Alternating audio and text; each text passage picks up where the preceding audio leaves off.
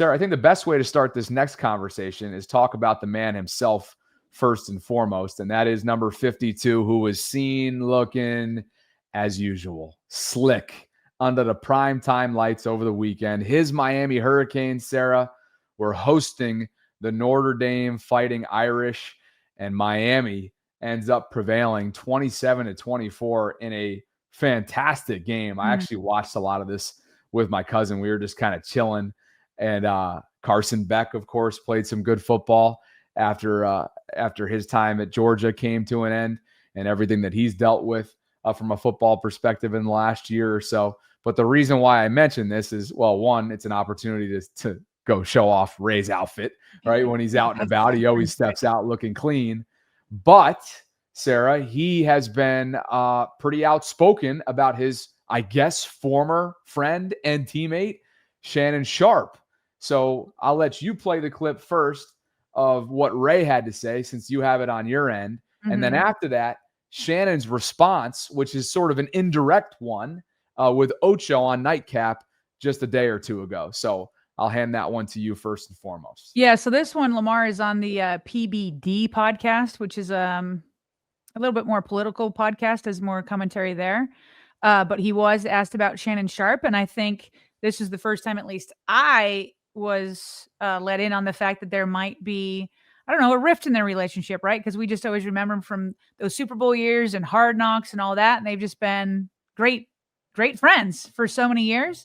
And they seem to, I don't know, maybe some sort of fracture or something like that going on, but this is Ray talking about Shannon. Sharpe, did you think he was one day going to be a good TV guy personality? Yeah. So you knew he was made for TV? Yeah. And would he say he's going to do it? Yes, he had already started prepping. How much before he retired did he tell? He'd been started. Oh, so he's known he's going to be doing that. Yeah. So you're not surprised by the success he's having with his podcast and TV and him and Skip and Stephen A., all that stuff? No, I'm not surprised. I'm shocked at his content. I wouldn't, in a million years, the things that Shannon has said now or did now, I would never believe that Shannon would say or do any of this. Like what? Simply, I take drinking. Shannon, in my entire career, I've never saw Shannon with a drink. Ever. Like it was against the law, right? Because he had some stuff in his family that he didn't want to follow that.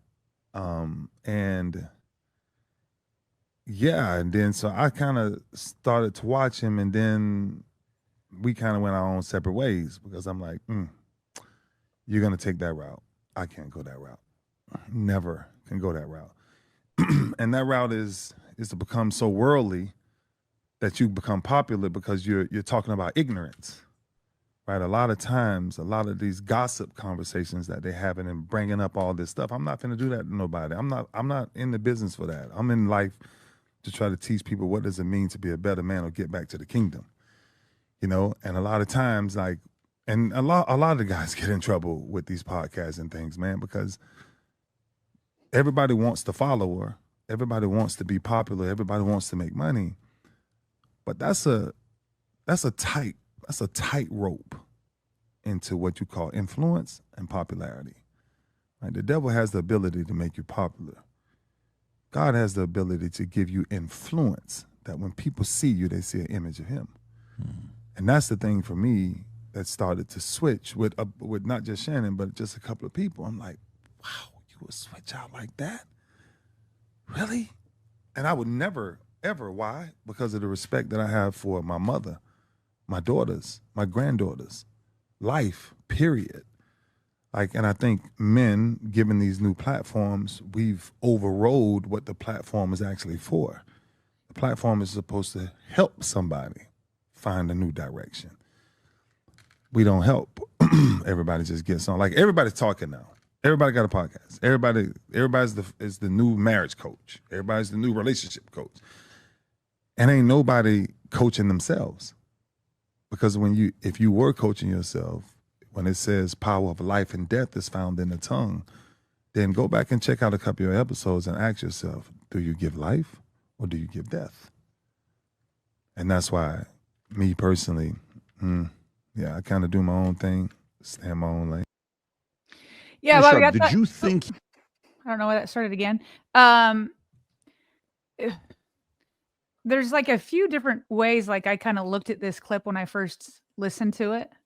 And first is like he was talking about, everybody has a podcast these days. You're always trying to like walk a tightrope. Like he talked about between like getting followers and actually having influence and stuff. So what I first did was like, well, I'm a podcaster, right? You and I have a podcast. We have a YouTube channel. And so I'm just like purely looking at his message and I'm like, yeah, like I like the way Ray's speaking because I like to remind myself of that. Like who do I want to be as a podcaster, right? Like who do you as Bobby, who do you want to be as a podcaster? And like, are you always staying true to yourself and not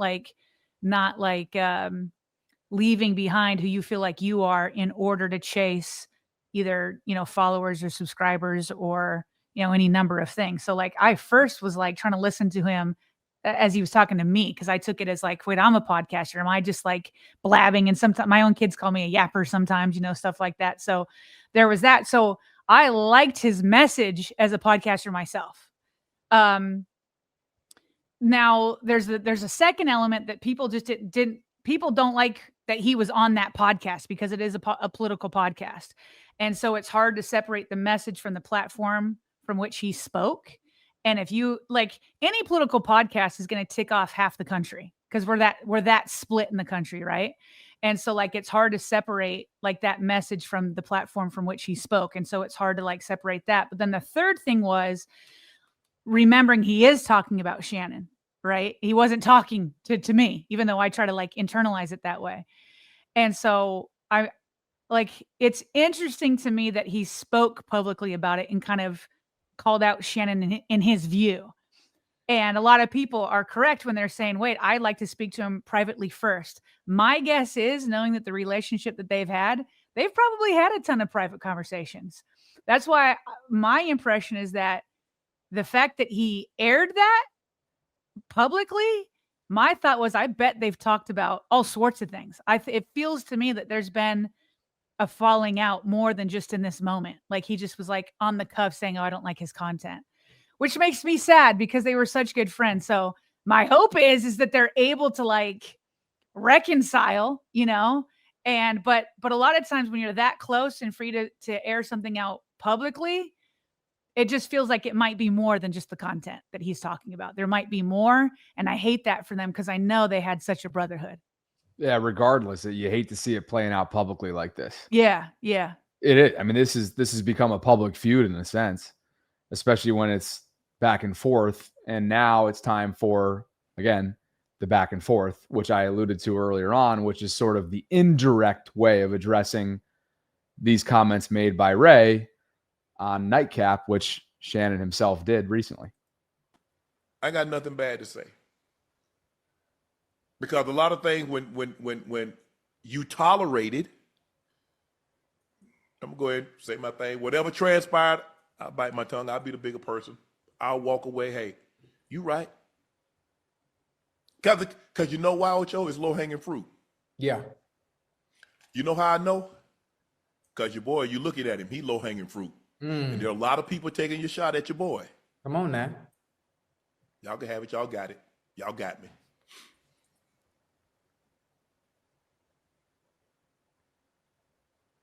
It's all right.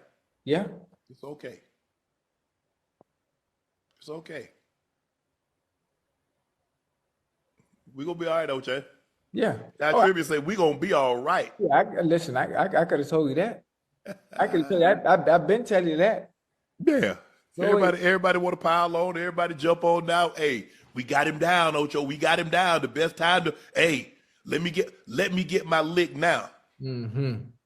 Everybody want to get a lick now because when your boy was doing good, you hear a lot of people that have a whole lot to say. Not everybody got something to say. Mm-hmm.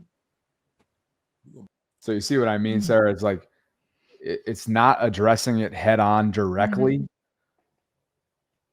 but clearly with the timing of this, one can surmise that was in response to Ray. And so he chose to handle it differently, obviously, than Ray did, right? Ray was asked a direct question, and he gave probably a lot more than any of us would have expected.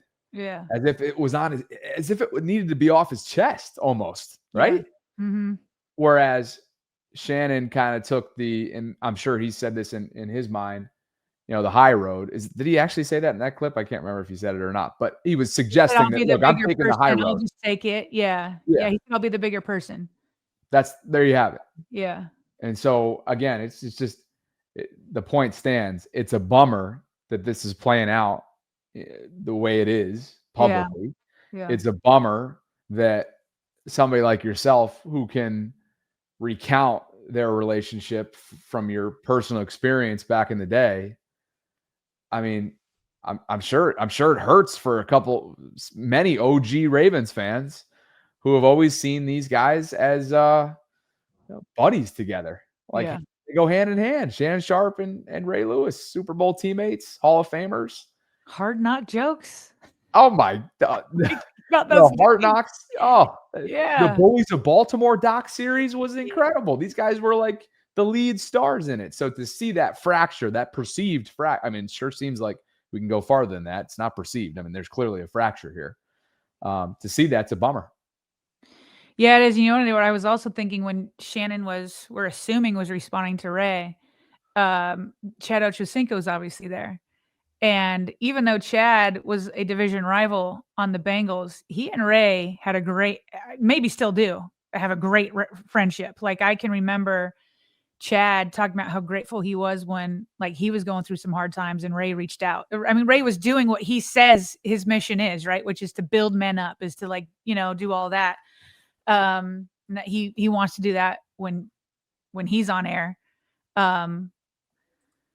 And so I just wondered how it felt for Chad, because Chad's kind of like this middleman where obviously he's got a great friendship and I assume a business partnership since they have this podcast and YouTube channel together. And so he's obviously got a lot of love for Shannon and has stood by him as Shannon's been let go from ESPN and with the settlement he had. And but I also know Chad's been close with Ray. So I bet we've all been in that situation where we've had two friends kind of have a falling out and we're like, no, let's all be friends again, guys. Like, let's fix it and whatnot. So tough stuff. And the other thing that I think that was the closest I've heard to Shannon say that he's even down a little bit. He's like, okay, I'm the low hanging fruit, so kick me while I'm down kind of idea. And so obviously, he's done some things that has had him low, but now I guess he's kind of seeing it as like, you're kicking me while I'm down type thing. So I don't know. All I know is it almost feels like I shouldn't know all this. You know what I mean? It's like, this friendship that's been so close and for so many years, and you're just like, guys, just keep it between yourselves and, try to figure it out. Cause like, I just don't even you don't even want to get involved because they've been so tight in the past. That's exactly it. It doesn't feel like we should be hearing any of this. It should have been a phone call. And maybe like there have been phone calls. Maybe there has been one, but either way, it's still now in the public. Yeah. Yeah. Yeah. Like you said earlier, maybe those phone calls have been had. Who knows? Maybe there have been in-person exchanges. Who knows? But clearly this is deep-seated stuff. And unfortunately, it's playing out through the public eye. So that about two former Ravens, not what we want to be covering, but what we felt like we had to, given a vicious news cycle in recent days on it. So that is